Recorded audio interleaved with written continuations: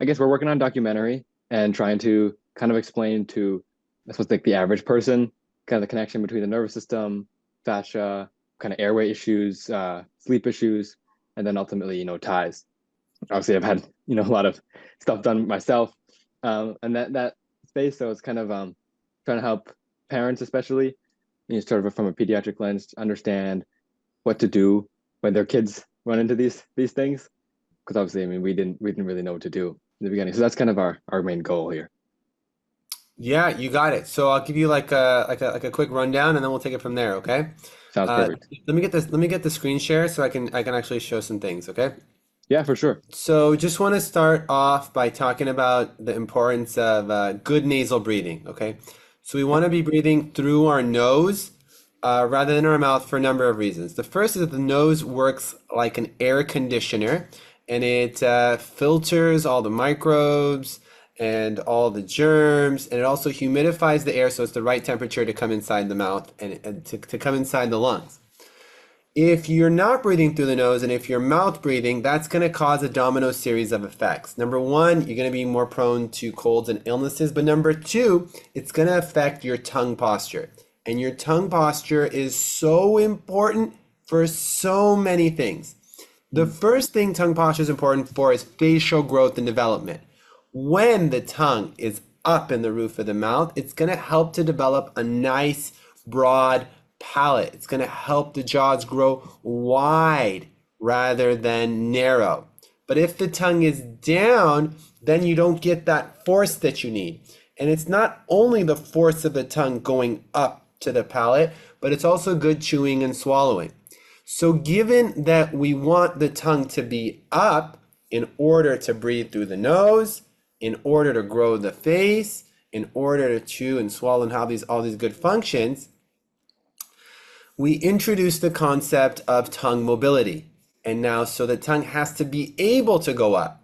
If there's a string holding the tongue down, restricting the mobility of the tongue, then this is either going to impair tongue function such that you have trouble with chewing, swallowing, and speech, or individuals will compensate by lifting up the floor of mouth and the neck, by pulling on the fascia from other parts of the body.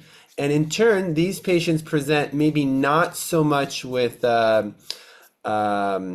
speech and chewing and swallowing problems, but rather fascial strains. So we have a host of testimonials on our website talking about the fact that the tongue is connected to the rest of the body through a system of connective tissue known as fascia.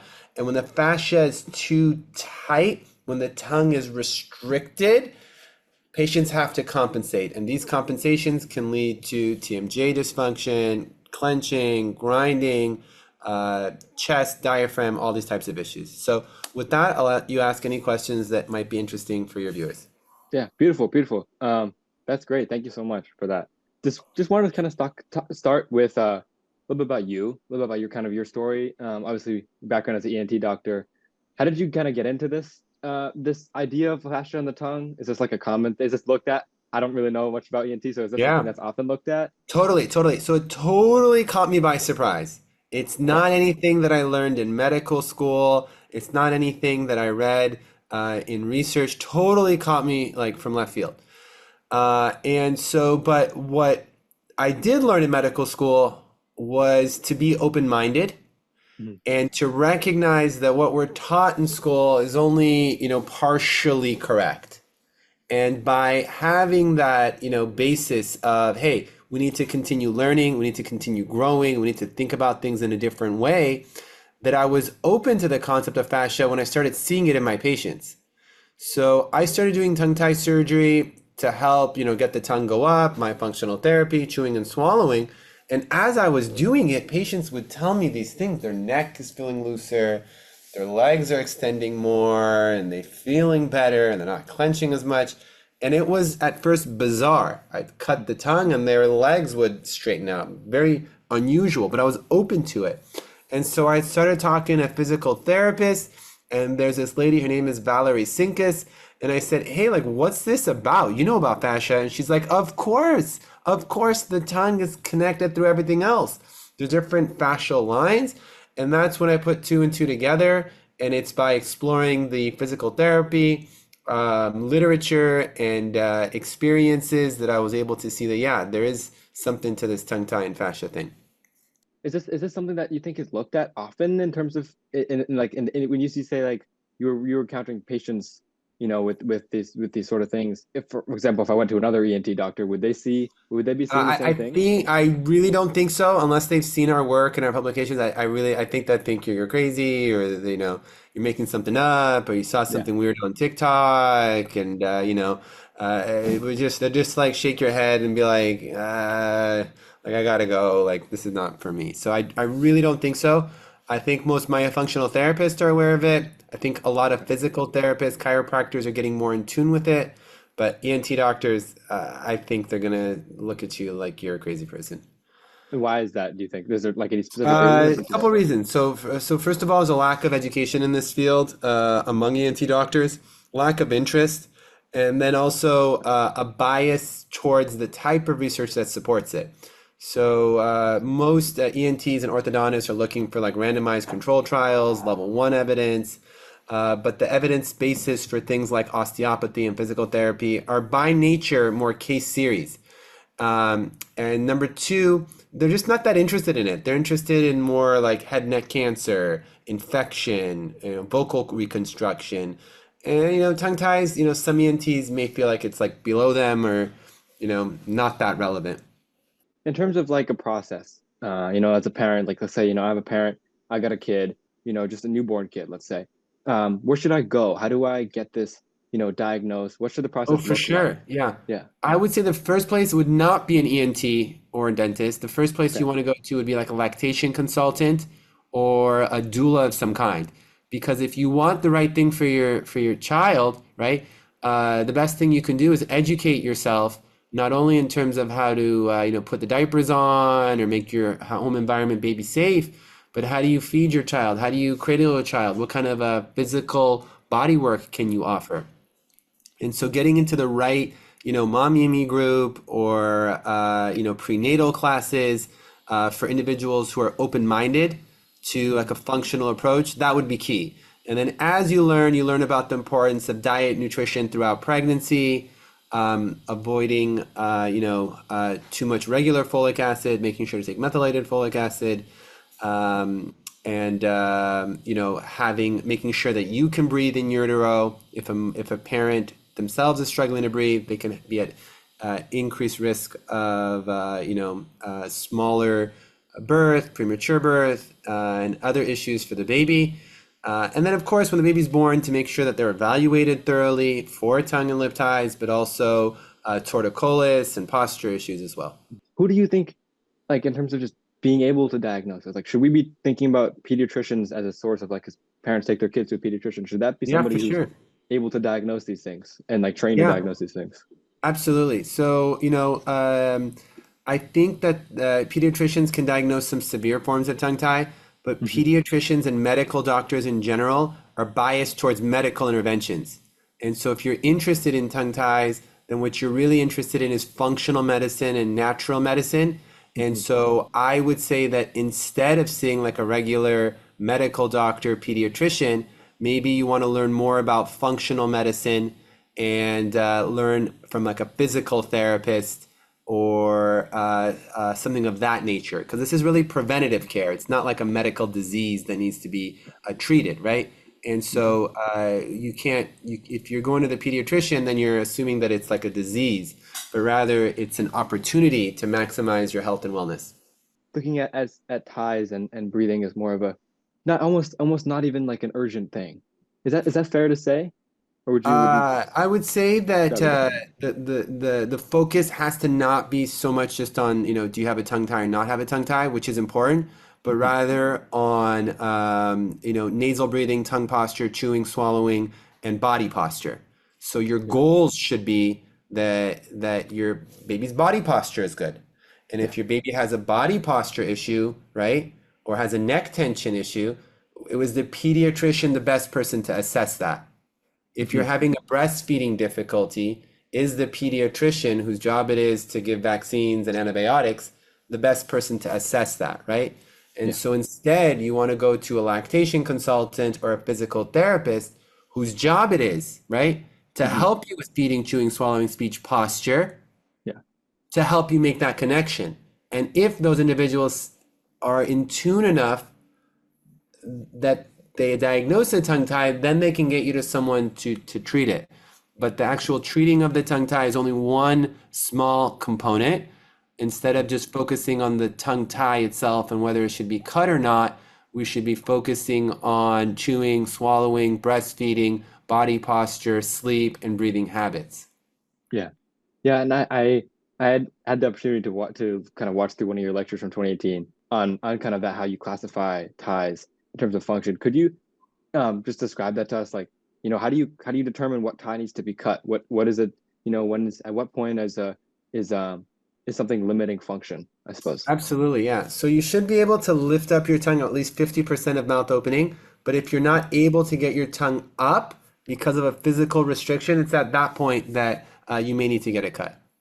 At what age should, a parent or a child kind of be looking into, is this an issue that I need to worry about? Is it immediately after birth? Is it 3 months in? How does that? This is a great Yeah. question. Yeah. So it really begins before birth to make to get awareness. There's great like Instagram channels that you can follow to learn about these things. And then when the child is born, you want to be seen by a functional holistic pediatric dentist. So my wife, for example, will see these babies at birth, at 6 months, a year, and on. And in that way, we can help guide the parents in terms of oral motor development, feeding, and help guide them to the appropriate individuals and have like a long-term plan that includes tongue and lip ties, but also palate expansion, nasal breathing, tonsils, adenoids, diet, nutrition, environment, mold, much more comprehensively. Now, I recognize you have a lot of viewers out there who wonder if they have a tongue tie. And so, what they would do in their circumstance is go on our website. I have some great lectures on how to diagnose tongue tie, the implications of untreated tongue tie, and if they think that they may be affected, if they have neck and shoulder tension, clenching and grinding, open mouth posture, maybe having a consultation to see if they would be a candidate for this treatment would be a good idea. And so as we age, I suppose, kind of on that topic of kind of aging, and especially in terms of children, because I've heard a lot about kind of the idea of compensation, right? Where as there's a tie that's untreated, as the child gets older, other things start to happen in terms of like compensating for that kind of restriction, I suppose.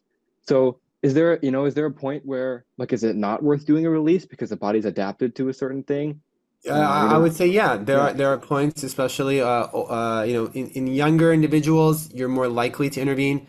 But once you're a little bit older, 30s, 40s, your jaw development's kind of set, and you've learned some compensation patterns that kind of work for you. Maybe you don't want to rock the boat too much. Hmm. But if you are having problems, clenching, grinding, body posture, voice issues, chewing, swallowing, acid reflux type of issues, no age is too late. So my oldest patient's like 83 years old, our youngest Okay. patient being birth, right? Uh, So any age you can do it. If you see like a 3 or 4 or 5 year old with a very significant tongue tie, it really pains you and you really want them to get treated. Meanwhile, if you have like an 80-year-old or with the tongue tie, you can treat it, but if they've made it this far and they don't have any issues, then maybe it's okay. And so, those are two extremes, but you might have someone out there in their 40s or 50s or, late teens and wondering if they should do this or not. And so the common things that are associated with restricted tongue mobility are things like clenching, grinding, neck and shoulder tension. Okay. mhm. So if they have those symptoms, those are common symptoms of individuals who may be compensating for a tongue tie. Obviously, if there's an individual who has a tongue tie who's having chewing, feeding, speech issues, well, obviously you want to get treated. But what can be overlooked are those individuals who are compensating and presenting with more fascial pain or tightness issues. In terms of like breathing, how do these things affect breathing? How does a tie and Yeah, sleep? that's a great question. So first of all, tongue ties can cause open mouth posture. And Hmm. when the mouth is open, the air comes out of the mouth rather than the nose. The second thing is that the ties cause the diaphragm and the shoulders to come forward and to be constrained, and so it causes shallow breathing, and the shallow breathing also predisposes to mouth breathing as well. And so it's the combination of the tongue posture and the fascia tightness that contributes to dysfunctional breathing. And could you explain to us why, why is mouth breathing bad? Like, what is that? Because when I run, if I go for a run, I'll breathe through my Oh, mouth. for So, sure. you know, So you'll see that like athletes, Olympic athletes, sprinters, things like that, those who are winning are breathing through their nose. hmm Mouth breathing is a Makes sense. compensation, right? Yeah. It's a adaptation for inadequate nasal breathing, and there's only so much you could do because when you're mouth breathing, you're losing a lot of humidity out into the environment. So if you're going to be running a marathon and you're mouth breathing, well, you're losing a lot of fluids. That's number one. If you're mouth breathing during sleep, you're also going to have dehydration and problems to that regard. Number two is that the air that you're breathing is cold, not your body temperature. And if it's cold, it affects the ciliary function. So you have cilia all throughout your lungs that if you're constantly giving them cold air rather than warm air, warm humidified air, they have dysfunction. You can get problems like asthma, cough, the mucus lingers in. Also, the air that you breathe in goes straight to the lungs, and the lungs can get inflamed rather than fighting any microbes in the nose. So, a lot of good health benefits, less inflammation to nasal breathing. Just switching gears a little bit in terms of the Breath Institute. Obviously, something I've read a lot about it. Met with you. We talked about it. Yeah, Says it on amazing. your, It's been great to says it have you. right Yeah. there on your shirt. Yeah. Can you talk to us? What is the Breath Institute? How has it been Yeah, impactful? absolutely. Yeah, so having graduated from Harvard Medical School, UCLA ENT residency, Stanford Sleep Fellowship, I was both delighted and surprised to see that there's a lot that we can do as medical doctors and ENTs in terms of treating things from a functional approach, but a lot of these things are not being taught in the universities and in general academia. Mhm. So we decided to open the Breathe Institute as a group that was looking at everything related to breathing, okay? From how the facial structures develop to the functional and behavioral components of it. And we've had a lot of good success in our research with tongue ties, showing the impact it can have on nasal breathing, facial growth and development. And from there, we publish articles and have seminars where we educate other doctors. And we're so proud to have become the global influence that we have in terms of high quality information on these topics. So, what would you say are like some of the goals, I guess, for you guys at the Breathe Institute going forward? Yeah. In terms of educating and what do you want to do more than you have Yeah, already? absolutely, absolutely. So, we're here to promote a functional approach Mhm. to health, and a functional approach is one in which all individuals can breathe well, so they can sleep well and function well. It's a pro-health approach rather than an anti-disease approach. So, what we're trying to do is improve people's quality of life surrounding the concept of good breathing and good Mhm. sleep and good oral functioning. And so, number one is to create awareness, number two is to do research, and number three is to educate other doctors so that we can be in an environment and in a healthcare system that's more open to natural, holistic, functional modalities. I guess so. I've been working with a chiropractor right now, kind of in my area, and just talking about she works with a lot of tongue-tied patients or patients who have had a release or are going to have a release. And I just want to ask you, she says she's seen a huge rise in ties. Do you have any? For sure, for sure. So number one, I think that there's been less treatment of infant tongue ties in the past. And so now we're seeing the fallout from that from, 15, 20, 40 years ago. And number two, I think that there's greater awareness now, which is a good thing of how these ties are affecting different individuals, and I think that the chiropractors are now starting to look for it. And the more that you look for it, the more you start to see it. So I think that it's great that that these chiropractors are seeing these problems more. I have some colleagues who are actually doing research in head neck cancer patients, and they're seeing that a lot of head neck cancer patients have tongue ties and sleep apnea. And so when you have tongue tie, it causes clenching, grinding. You might bite on your tongue. You might have open mouth breathing, inflammation, and it's no wonder that now that we understand how to assess for tongue ties, we're seeing them in a host of downstream conditions and fields. So would you say that do you think there is a rise in ties in babies, or do you think it's just a rise in awareness? I think it's a rise in awareness more Okay. than a rise in the actual phenomenon. But as a society, we're seeing more, autism, more ADHD, poor health quality, and you really wonder whether or not the foods that we're eating, the air that we're breathing, the medicines that we're taking may have some influence in that regard. It makes you wonder. I guess are you is there any research that you would say that's going on into that in that aspect of it that you could point us towards? Yeah, it's a little hard to talk about any one research in particular, but the thing that I'm most interested in is the impact of food and the Mhm. nutrition that we're eating, and the fact that there are a lot of foods that are preservatives that are just in everything that you eat here Yeah. that are not allowed in Europe or Japan or other countries. They're actually banned. And I think that a lot of the other countries that are healthier than us, you look at Italy, you look at Greece, you look at Japan, Mhm. um, it really comes down to, the processed foods and what we maybe take for granted. So I think if I could draw attention anywhere, it would really be into more healthy, organic foods versus highly preserved processed. Just if you could kind of give us a quick background of, how did you get into being an ENT, into the Mhm. medical field? What is your personal journey, for Yeah, lack of better yeah, words? for Yeah. sure, for sure.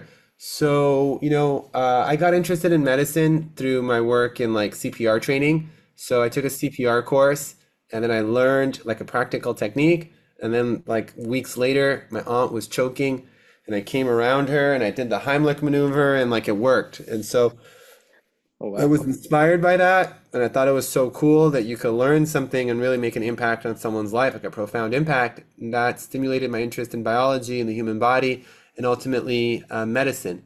When I was in medicine, I got fascinated by neuroscience, the way the mind works, the way the brain works, psychology. I found that really interesting.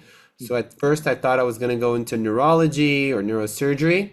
But while I was in those fields, I also appreciated that at that time when I was in medical school, there's not a lot you could do for patients with neurological disorders, but there's actually a lot you could do for patients in terms of ENT, in terms of the nose, throat.